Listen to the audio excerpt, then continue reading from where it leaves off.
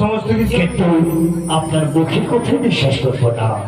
হস্তের উপর হস্ত রেখে 3 সপ্তাহ হয়ে আপনি কথা দেন, তবে আমি বিশ্বাস করতে বাধ্য হব। তাই আমি 1 সপ্তাহ 2 সপ্তাহ 70 দিন আমার যা বলবেন আপনি, পালিবে আমি শতবার।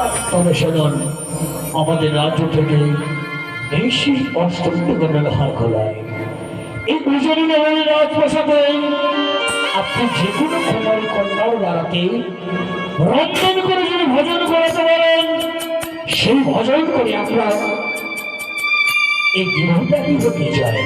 এ কি বলছে দাদা? কারণ আমি চোখেও দেখিনি, কন্যাও সমান করিনি, কোনোদিন এই অষ্টকন্যা করলে সিদ্ধ কেউ কোনোদিন করতে পেরেছি। সেই অষ্টকন্যা লোকগুলো আমি কিভাবে সিদ্ধ করবো? ও, এই অষ্টমটিকে ব্যবহার করে কি করে শুদ্ধ করবে তার প্রণালী রয়েছে। কাঁচা উনান, কাঁচা বস্ত্র জেনে মস্ত ভিন্নার খাতে ভদ্রেই নয় শুদ্ধ করে ভজন করাতে হবে। আর আপনি বলছেন এত রাজ্য থাকতে নেই কোনো সতী কন্যা নারীর মশাতি। আমাদের রাজ্যে নিচে জাতির ভয় ভয় পারে ব্যবহার করে শুদ্ধ করে মানে আমি কি শুনছি সদাগর মহাশয়? পতিব্রতা সতী নারী নাই এই দেশে, অধর্মী নারকী লোক সেই দেশে বসে। তবরাজ্যের সতী নাই আমি জানিলাম বিচারে, আর আমাদের চম্পদানগরে ছোট জাতির মেয়েরাও পারে রাত্রি মারে।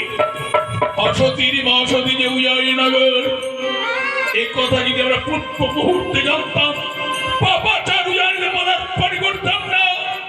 এই মুহূর্তে আমরা চলেই যাব, হয়নি চলে দেব না। যেতে হবে না, আমিও জানি রাজকন্যা, রাজধর্ম পালন করা আমার পরম ধর্ম। তুমি পারবে মা? অতিথি আপ্যায়ন না করে আমি তো এভাবে অভুক্ত সন্ন্যাসীকে যেতে দিতে পারি না। আপনারা আমার হাতে নিবেদন করুন ওই অষ্টবিগ্রহ করা। চলে গেলে মন্ত্রী কাকু প্রণালী কাঁচা উনান, কাঁচা বস্ত্র 3 মুষ্ট ভিন্নার খাতে পাঠিয়ে নয় শুদ্ধ করবে মা। আপনারা বিশ্বাস করুন, আমি চেষ্টা করছি। বেশ পিতা, আমি না জেনে না শুনে আমি বড় ভুল করতে তুমি কেঁদো না পিতা, তুমি উজানির সৌদাগর। আমি কেন